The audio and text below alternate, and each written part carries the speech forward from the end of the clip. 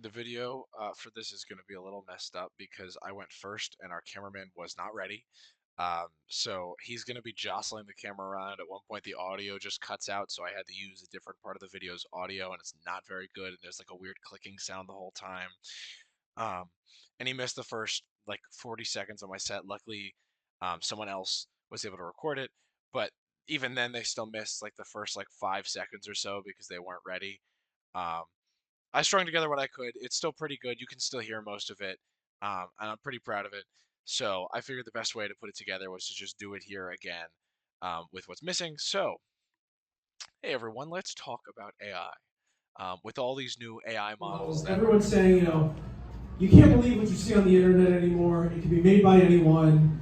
AI is going to replace our jobs. AI is going to take my wife, my kids, my family. And frankly, I think that's insane. Are you kidding me? There's no way they're going to make an AI that is better than me at watching Instagram Reels in my bed. But if we're gonna be serious, they do kind of have a point. I mean, China did just make an AI to take the job of our AI.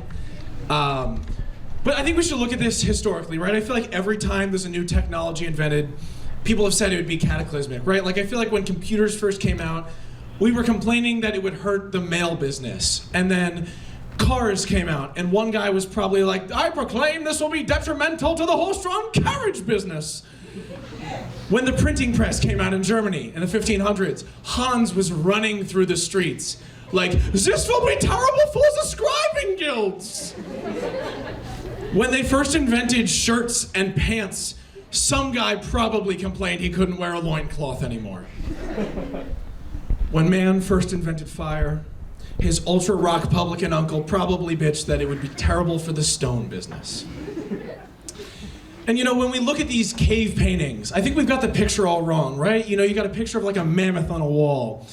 And they're always like, when you take a look at this, you can tell that there's an intricate story about the life of the human being millions of years ago. And let's be honest, that was the first food blogger. I think we've got the picture all wrong, right? Every time life gets easier, we complain. And I think it's just because people like effort, right? Picture 2000 BC. You don't know what paper is. You barely know what writing is. And some guy, his name is Moses, he comes down from a mountain with rocks, and the rocks have words on them. If I saw that, I'd believe every word he had to say. He spent 40 days on a mountain chiseling a rock. That takes a lot of effort, guys. And that got me thinking, right? With all these scientific advancements, what's the best thing that mankind has ever created? Think about it for a second, right? Did you choose sliced bread?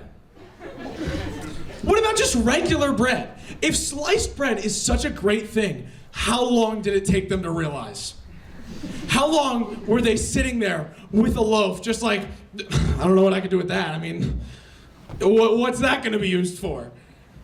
And that got me thinking about all these other things that we say that just don't make any sense, right? Like, when someone tells you that someone did a great accomplishment, they say, he went the whole 9 yards. When has 9 yards ever been an accomplishment? If Patrick Mahomes gets his team 9 yards, everyone laughs. If I tell you I'm gonna start running, I just set a new personal record. Oh, how long? 9 yards. And now on top of that, if someone tells you that they love you to the moon and back, they don't love you very much. And here's why. The moon? It's not very far.